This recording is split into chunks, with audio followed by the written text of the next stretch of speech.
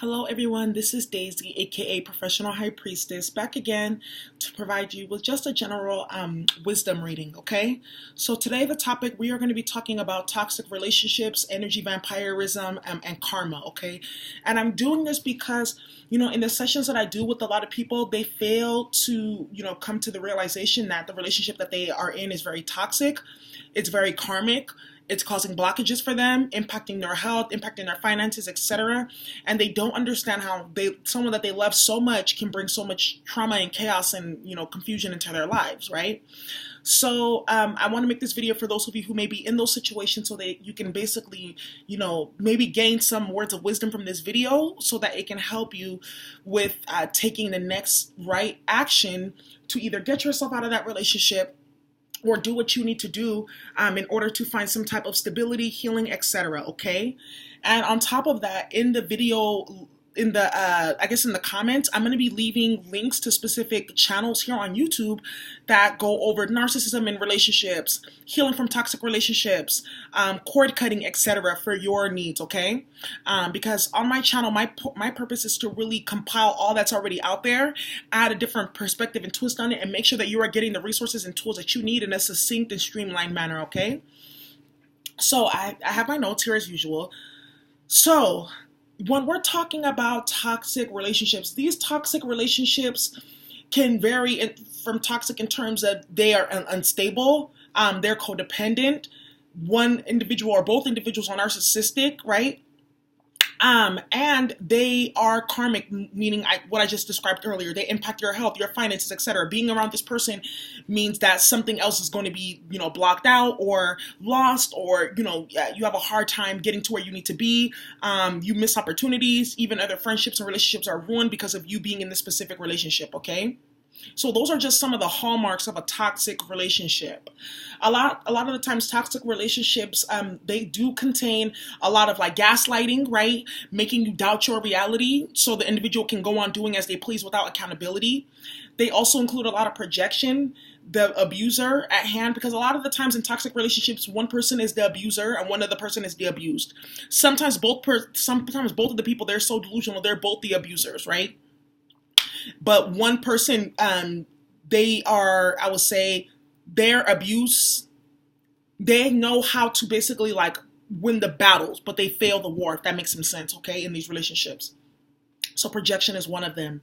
And a lot of the times, when we're in these relationships, we don't even realize, what is going on, the lesson that we're trying to learn, why we are even in this situation, because we're so caught up just fighting one battle to another with this individual that we're in love with, or we share a house with, etc., that we fail to realize that this individual is draining our energy at the same time, which brings in the energy vampire aspect, of toxic relationships. So before I jump into that, I want to talk about just a few things. A lot of the times, these toxic relationships are formed because of trauma bonding, okay? And what is trauma bonding? Trauma bonding is when you have the same type of trauma as another individual, or you're very empathic or sympathetic to their trauma, right?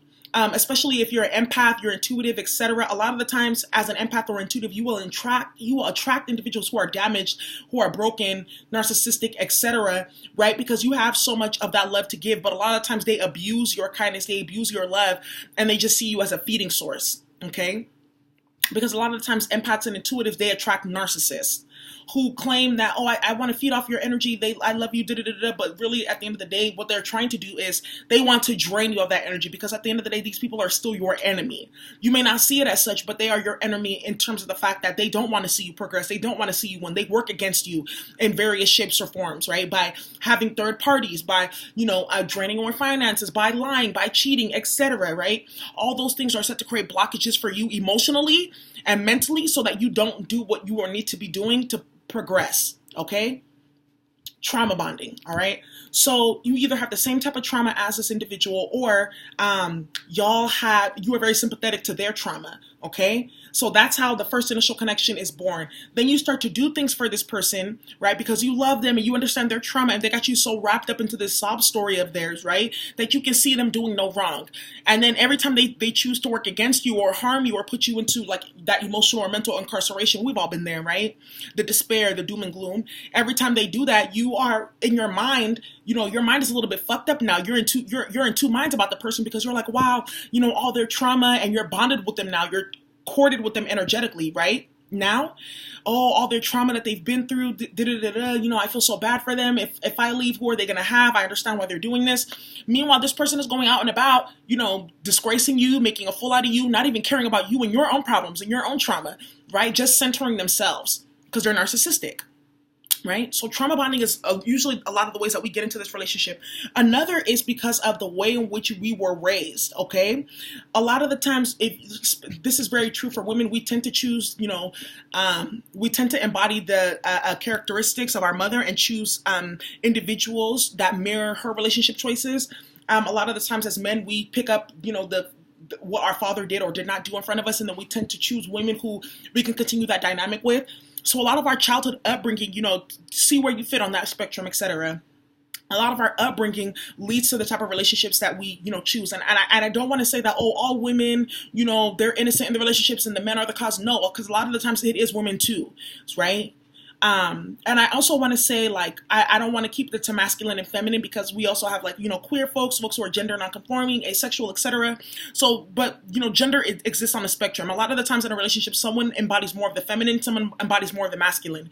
So even if you're in a same-sex relationship, see where you are with that. Okay, but our upbringing also contributes to the type of relationships that we choose to engage ourselves in and the relationships that we choose to be in. That's why it's really important to do that inner healing work, that inner child healing work, right? To really look at the ways in which your childhood has impacted you so you don't repeat those relationships. And it's a very fulfilling and fruitful type of work to do on yourself. It is a component of shadow work, okay? So I really recommend everyone do that. There's a really good book. It's called Children of the Self-Absorbed. And it talks about how your upbringing, if it was violent or abusive, or you had narcissistic parents, etc., how that can impact your choice in relationships, just your general life day to day. And I feel it's a very powerful book, okay? So the ways in which we get into this relationship is trauma bonding, right? And also our parental upbringing. And then the narcissistic dynamics that I talked about earlier. We start to become manipulated to stay in these relationships, manipulated to be in that narcissistic cycle of, of you being worshipped, right? Put on a pedestal, and then you kind of being devalued, and then you being discarded, and then the cycle starts over again, right? The pedestal, the devaluement, and discarding. It's a 3-step cycle. Find where you are currently in your relationship on that cycle. But if you are in a relationship where those 3 cycles are it spoke to you, just know that you're dealing with a narcissist, and that's never going to change, that cycle. It may change a little bit, right, when they want something or they realize that you're really done with them, but in all actuality, it will never stop. Because a narcissist, they see no wrong. Fundamentally, their brains do not work like the rest of us, right? Does that mean they're neurally diverse? No. It means that they are missing huge fundamental building blocks that will allow them to engage with people in a harmonious manner, okay? So there's that. So a lot of the times, I see 2 of the archetypes that happen in these relationships and these toxic dynamics. It's the Peter Pan syndrome, where the boy is forever a little boy, living in Neverland forever, right? Where they do not have a grasp on reality. They don't understand maturity. They don't understand earning your keep, having a job, doing the things that you need to do for yourself. Very codependent, okay? Those usually are on the male side. Then on the female side, you have the Cinderella syndrome, where they're waiting for someone to come and rescue them. They're a damsel in distress. They're codependent. They feel like a relationship is going to solve everything, right? And if you don't take care of A, B, C, and D, you obviously don't love me, because what love means, you taking care of me and being there, my every beck and call, and engaging in my codependency and supporting my delusions. Okay, so that's Cinderella syndrome. So find where you are on that spectrum with the person that you're dealing with. But those are books too that you can go ahead and read up on. Peter Pan syndrome and Cinderella syndrome. Very good books. Okay. So a lot of the times these karmic lessons, we attract them, one, of course, because of the trauma that we've experienced as children, right? And we attract those relationships in our adult life because we have not cleared that programming and that trauma that we've gone under. Because that trauma is really like an energy that's stuck in our energetic field. So we then attract people that are in alignment with that trauma, okay? And then on top of that, some of these karmic relationships, if you look into both of the astrology chart, if you have Saturn synastry, meaning that person, their sun, moon, rising, or whatever is sitting on the sign that your Saturn is sitting in, that's a karmic relationship. 12th house as well, okay? 12th house, which is all about secret enemies. So, a lot of the times the universe will bring these individuals into your life, or you will attract these individuals into your life so that you can learn a karmic lesson about how to be independent, breaking family curses, knowing how to have discernment, and really learning how to build healthy relationships. That's why you attract these relationships, okay? For some folks who are wondering, like, why am I going through this? Why am I dealing with this? Sometimes it's just karmic. You guys needed to learn a lesson from each other. And, a lot of the time we look at that one person as like, why this person though? It's not even about them. If you look in it's the way in which your energies are harmonizing and synchronizing with one another. Okay?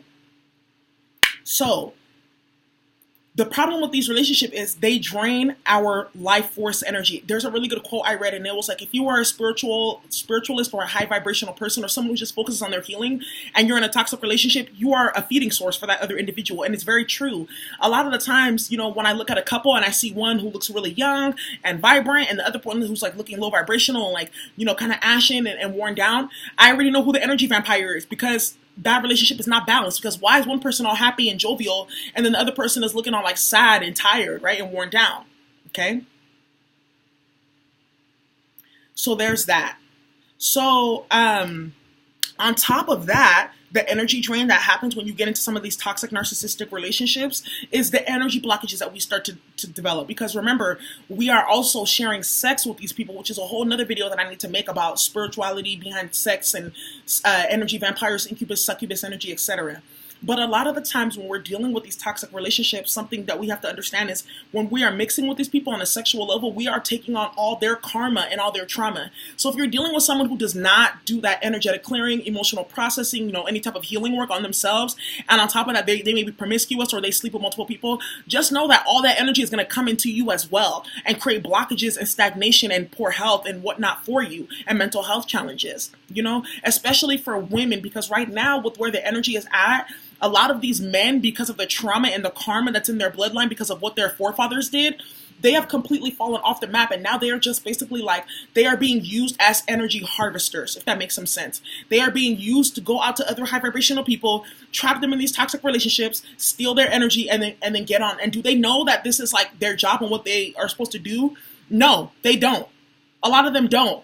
I would say maybe 6% of them, 5% of them know consciously what they are doing and how they are impacting other people, especially those who, they delve around in the spiritual community. But other than that, a lot of people, they don't even know that they're doing this and the karma that they're creating for themselves. And a lot of the times the person that they are mixing with on the other end doesn't even know this individual's past or history, or, what their energy field is set up to do when they get involved with them. Okay? So that's why it's very important to do your background checks on the people that you deal with energetically. Okay? Now, because you then take on this individual's energy from their auric field that's very charged with trauma and karma and chaos and things like that and delusions, they come and put that into your energy field, into your space, and now you start experiencing the same exact thing, right? And now because of that, you have all kinds of blockages that you need to now see like a therapist or a spiritual healer, etc. for. Okay? That's why a lot of these times these relationships are not worth it. It is not worth the chaos, the trauma, and the pain. And when you do the astrology first, you will see in the chart, if this is going to be a karmic relationship, and then you can move forward in terms of like not dealing with it at all. And then a lot of the times too, when we get into these relationships, we're there for so long because we are attached now on an energetic level. So, because mentally, like this is toxic. I don't want to be here. I don't want anything to do with this person. But you just cannot go, right? You just can't find it in you to leave. Why? Because remember you've slept with this person now, so now you have that chemical attachment. But now you are spiritually bound to that person. Okay, that's why it's really important to who you share yourself with sexually. So what needs to happen now for those of you who may be having those symptoms where you just feel like you can't walk away, and every time I try to leave, something keeps pulling me back, right? That Chingy song. If you feel like you are in that vibration, what you need to do is practice some cord cutting and energy clearing rituals, okay? They're very easy to access. You can do your own cord cutting rituals, even get certain crystals and stones to help process that energy through. But you need to, because now you have an energetic supernatural tie with the person, right? So you're going to need supernatural healing methods to get away from this individual, okay? So that concludes my episode for today about toxic relationships and trauma bonding, Cinderella and Peter Pan syndrome, narcissistic dynamics, karmic relationships, and energy vampirism. Y'all need to be very careful about the people that you mix with, okay? Especially those of you, who are very high vibing, because It is very possible to get involved with someone sexually and them drain so much of your energy that it's going to be very hard, if almost impossible, for you to rebuild yourself. Especially with the energy that's coming onto this planet. A lot of people are hijacked. They don't do their ancestral clearing work. They're so trapped in the 3D reality and keeping up with the Joneses and being popular and all that other stuff that they don't even realize that there's a whole other world out there that they have a lot of work to do in, right? So they're being used as basically like they're being used to do the dirty bidding of, higher level forces that seek to create harm, chaos, and error on this planet. So any relationship that is not bringing you high vibrations, bringing you healing, focusing on abundance, focusing on like, how can we build together so that we end generational trauma and we can build generational, like our children can be the children that are going to, set forth the new earth, right? And be the stewards of the new earth. If y'all are not having conversations on that level, that relationship is dead and it's not going anywhere and it's very low vibrational and 3D. Okay, I'm going to put another link in the comment box, and this is a video from Seven Bomar, Understanding Astral Quest, Secret Energy, etc. He runs all those platforms, and he did a really good video on conscious relationships moving into 2020, because 2020 is going to be crazy. It's going to be the year of karma. It's going to be a lot of chaos, but it's also going to be a lot of opportunity for advancement and acceleration. It's just based on, where you are at on the spectrum. Okay, so Savon really talked about this, and as we move forward into, things are going to get worse before they get better in society. Y'all have to just be real about that, okay? This is not a fairy tale anymore. You see what's happening in the presidency. You see what's happening globally. Things are going to get worse before they get better. So do you want to be in a relationship with someone that's keeping you trapped and confused and stuck in the 3D realm where you're not able to plan ahead and prosper and do what you need to do and activate your intuition so that you can know what to do intuitively? Do you want to deal with that? Or do you want to deal with someone who has your back? Y'all can build together. Y'all can move forward together. And you can reap the benefits of an interdependent relationship and a healthy relationship. Those are questions that you're going to have to ask yourself. So I'm done for today. Stay tuned for your monthly love reading. Have a great day.